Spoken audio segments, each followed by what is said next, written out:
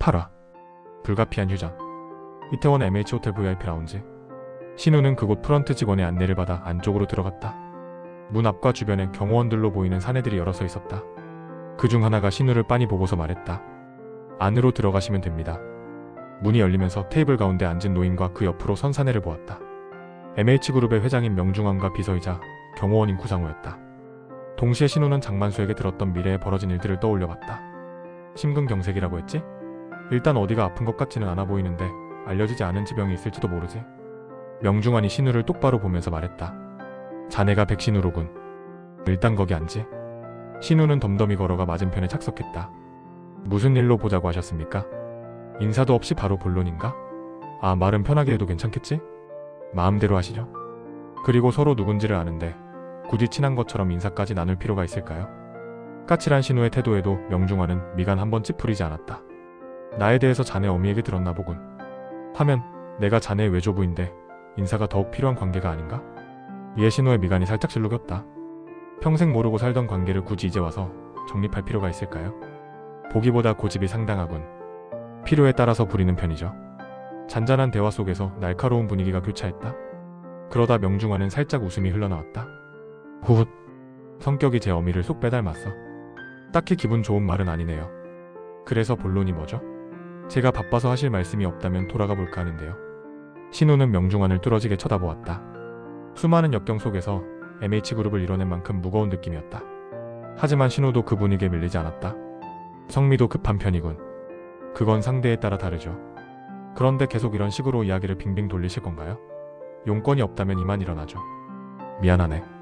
내 다른 손주들과는 너무 다른 반응이라 잠시 농을 부리고 싶었나 보네. 그래서 진짜 할 말은요? 계속된 재촉에 명중환은 입꼬리를 길게 내리며 말했다. 나는 내 어미를 정식으로 입적시키려 한다. 그게 저랑 무슨 상관이죠? 괜찮다면 나는 백신우 군까지 염두에 두고 있다네. 물론 내 손자로서 말이야. 다른 가족이 납득하겠습니까?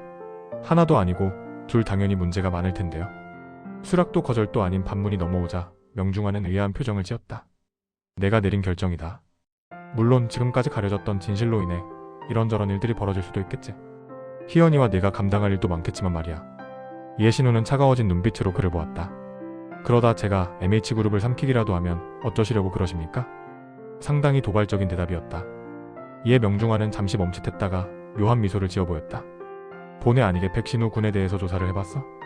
보육원 출신으로 전남진도에서 나쁘지 않은 성적으로 초중고를 마친 후 군부사관으로 입대? 최근에 중사로 전역했더군. 제 능력이 부족할 거라는 말로 들리네요. 솔직히 특출나다고 보기는 어려울 것 같은데 아닌가? 대한민국 내에서 굴지의 기업이라 불리는 MH그룹 계승권에 관한 이야기였다.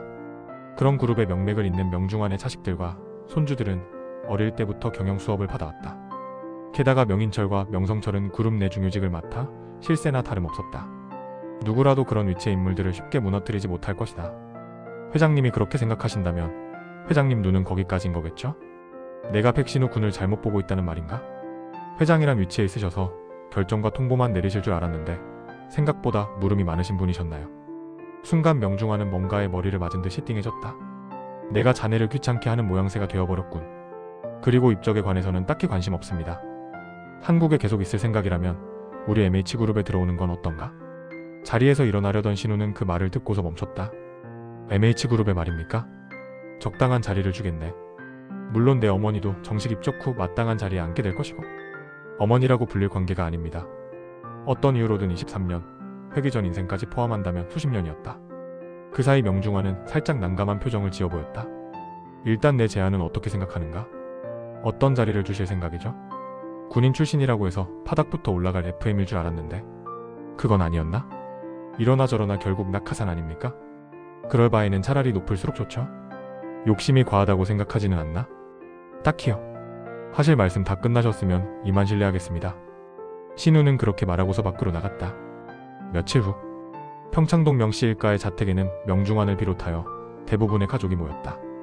이런저런 이야기가 오가던 중에 장남인 명인철이 마지막으로 들어와 앉은 명수연을 보고서 명중환에게 말했다. 아버지, 다 왔습니다. 아직이다. 혹시나 하는 마음에 명인철은 가족들의 수를 다시 확인했지만 틀리지 않았다. 예? 다 온 것 같은데요. 하나 남았다. 다들 웅성거렸다. 잠시 후 현관문이 열리더니 이미연이 실내화로 갈아 신으며 들어왔다. 저 왔습니다. 그 순간 명중환의 막내딸인 명수연이 발끈하며 일어났다. 지금까지는 정식 가족 모임에 이미연이 참석할 수 없었기 때문이다. 네가 여길 왜 와? 저는 회장님의 호출을 받고서 온 것뿐입니다. 아버지가? 거실을 가득 채우고 있던 가족들의 시선이 명중환에게 몰렸다. 내가 부른 것이 맞으니 거기 앉아라. 다들 침묵할 수밖에 없었다. 이미연은 고개를 살짝 숙이고서 구상우가 가져온 의자에 앉았다. 조용해진 분위기 속에서 명중환은 그런 가족들을 천천히 둘러보았다. 많이 늦었지만 희연이를 명씨 일가의 사람으로 받아들일 거다.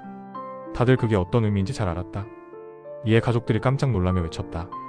아버지, 지금 그게 무슨 말씀이세요? 아버님, 이미연 본부장을 인정하신다니요. 아버지. 명중환은 사람들의 목소리가 그칠 즈음에 말을 이어갔다. 희연이는 내 핏줄이 아니냐? 배달은 형제라고 해서 너희와 피가 다르냐는 말이다.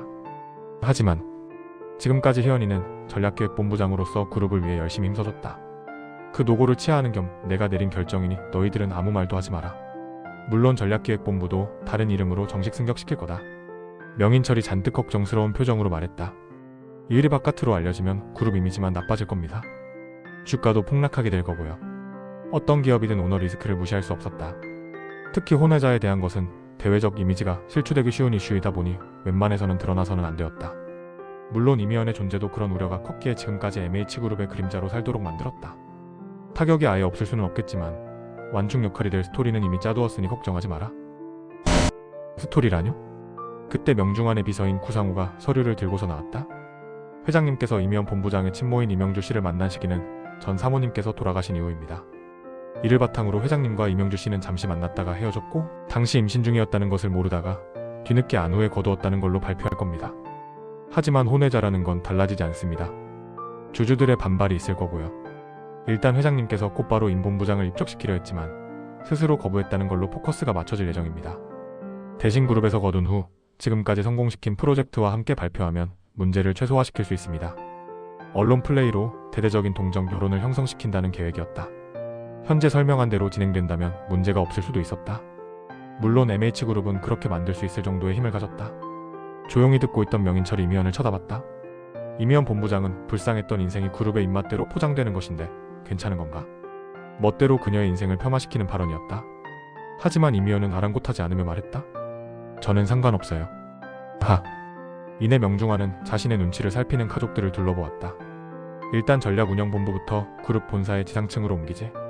본부장 직위는 그대로 희연이가 맡고. 알겠습니다. 그리고 희연이는 이번 실사에서 나온 MH전자권에 대해서는 조용히 마무리해라.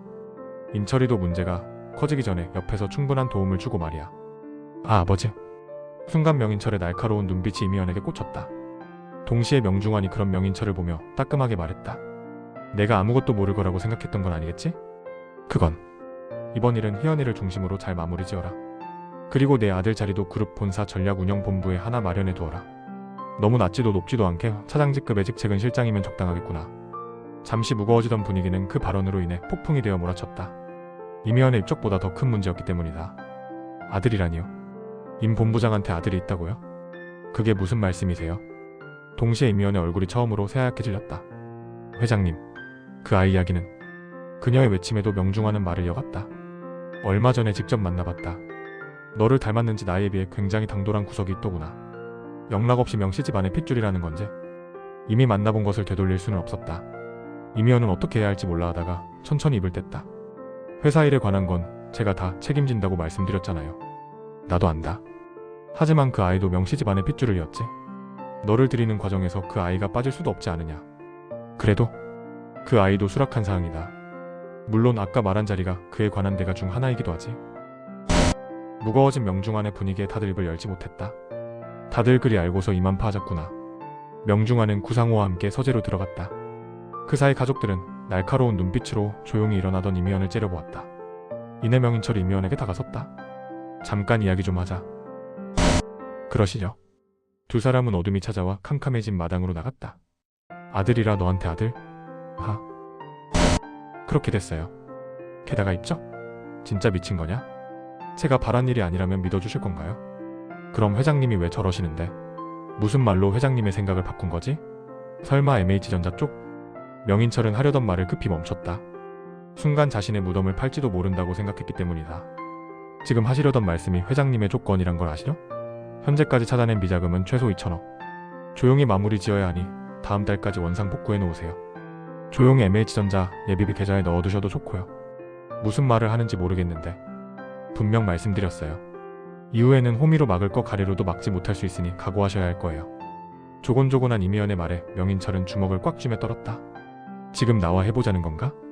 페이퍼 컴퍼니인 홍콩 블루원 인터내셔널과 수단 트러스트 유통이란 회사에 자금을 옮겨두셨죠? 철저하게 숨겼다고 생각했던 자금의 경로가 정확히 들통난 탓에 명인철은 얼굴을 굳힐 수밖에 없었다. 회장님은 기회를 많이 주지 않으세요. 그러니 알아서 잘 생각하세요. 대답과 함께 이미연은 밖으로 나갔다. 문 앞 차량에서 대기 중이던 송태훈이 얼굴을 내밀었다. 다 끝나셨습니까? 신훈의 집으로 가죠. 두 사람은 꽃장차에 올라타서 출발했다.